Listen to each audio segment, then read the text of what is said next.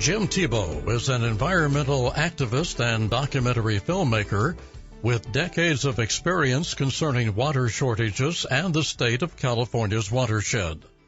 Because of the recent fires caused by lightning strikes, our current drought, and with more of the fire season still ahead, we thought it good to get an update on the state of our forest and watersheds. First of all, I'd like to welcome you to our program today. Now, I understand that you're with an organization called the Chronicles Group. Is that correct? That's correct. And your mission statement is what? We attempt to educate the world, the population of the world, regarding the important events and issues that are confronting the world in the 21st century. Now, you recently did a program aired on many PBS stations, and what was the nature of that show? It was a call to action specifically about the demise of the Sierra Nevada watershed region, which is instrumental in providing water to California. Provides water to San Francisco through the Hetch Hetchy system. It provides water to Northern California, and it also supplies water to the crop-rich San Joaquin Valley, and it provides water, one-third of the water supply to Southern California. Well, exactly. In fact, for us here on the coast side, our water comes from Crystal Springs, which again gets its water source from the Sierra. So we're all very, very thankful for the watersheds that we have. Now, are we going through a drought in California currently? I think I read somewhere where it said that the rainfall totals are certainly below normal. Would you concur?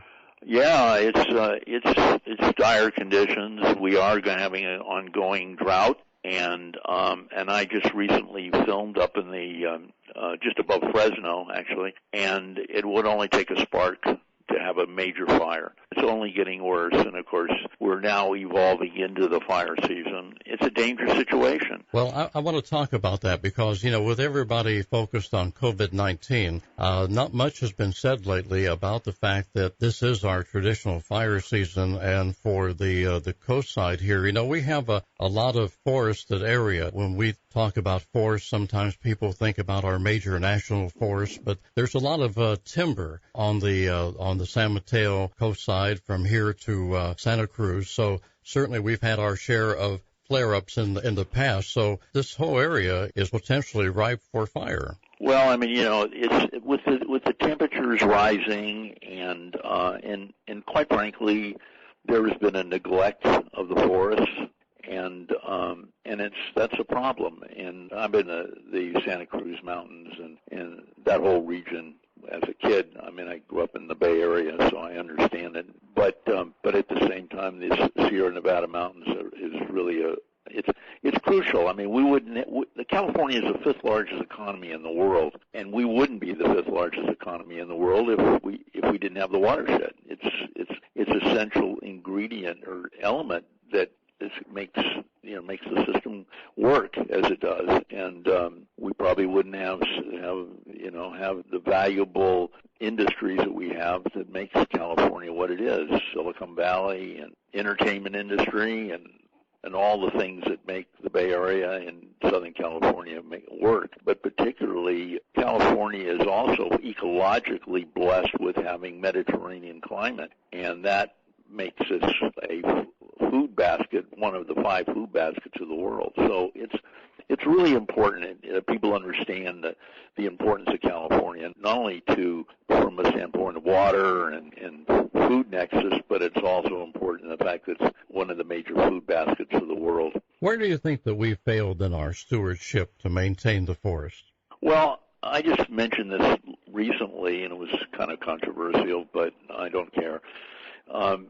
The fact is, we had a great governor of California, and Pat Brown, in the late 50s, early 60s, and he put in the California Water Project. But, it was designed for 20 million people, and now we have, going on 50, and there have been projections to have 60 million people in the state of California by 2050. And the fact is, we have a tendency to kick the can down the road in terms of making improvements which are necessary, and which includes not neglecting the we've been neglecting the watershed. We've also been neglecting infrastructure, important infrastructure, water infrastructure. So these are issues that are really confronting California, and it's high time that we start focusing on it. And it being a national security issue, I've even gone as far as saying that we ought to be able to use U.S. defense funding in order to improve the system, because the system, California,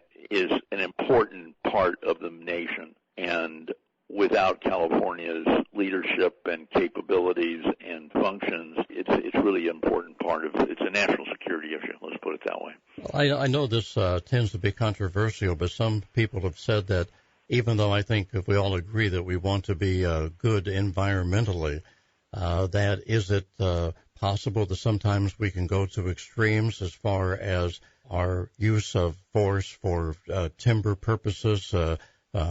Some people say, well, we've gone from one extreme to the other, to abusing our forest, to basically leaving them so untouched that they're not well kept and maintained. Well, we've got thousands and thousands of dead trees in the mountains, beetle infested, and these trees need to be taken out. They need to be cut down. And part of the reasons, historically, and this is presented in my film, California Watershed film, it goes all the way back to the gold rush. We had these mines, and there was a real effort to preserve these mines and not have the threat of forest fires. And so we put together a policy years ago called fire suppression policies.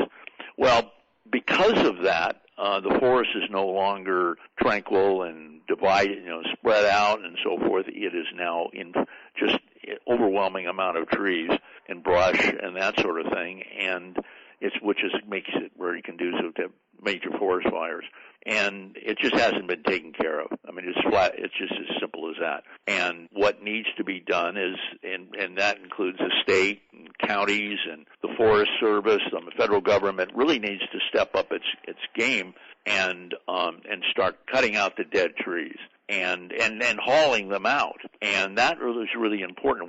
One of the things that could be done is creating a biomass economy, in which you could utilize the trees, like wood products and that sort of thing. But unfortunately, dead trees don't have a lot of value. Clear out all the brush and everything associated with that, and to avoid fires. But at the same time, if we could also utilize some of the trees, we actually, in a way, we have to start to design a whole new forest. Is really what it's all about. Now, you had mentioned earlier about the film that you did for PBS.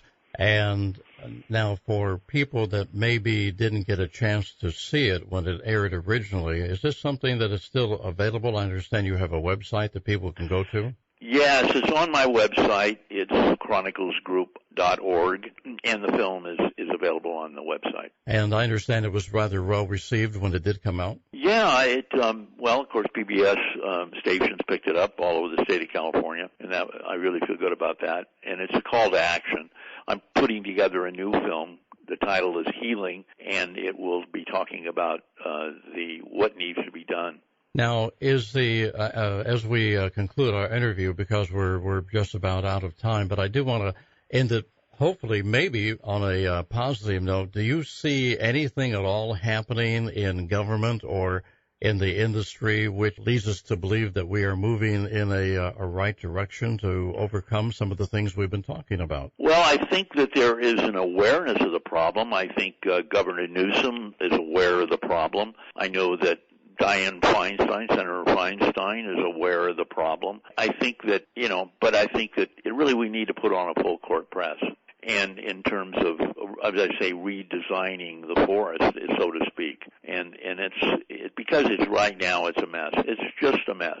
And as I said, there are all kinds of things to me and need to be done. Well, one thing is for sure. Basically, it's in our best interest to do these things, because if we just put our head in the proverbial sand and we go into a state of denial, it's only going to culminate one day in a very unhappy ending for all of us. So this is something that we need to be made aware of, and we're thankful that we had an opportunity today to talk to you about it. And again, we would invite people to go to your website to learn more about what you're doing. And again, why don't you just give us that website one more time? ChroniclesGroup.org. Very good. Thank you so much for being with us today. You're welcome, Tim. Jim Thebaut of the Chronicles Group, sharing his thoughts on the current state of our forest and watersheds. He helped produce the documentary California's Watershed, which recently aired nationwide on PBS stations. The film is still available for viewing at chroniclesgroup.org. For Radio Magazine, this is Jim Henderson.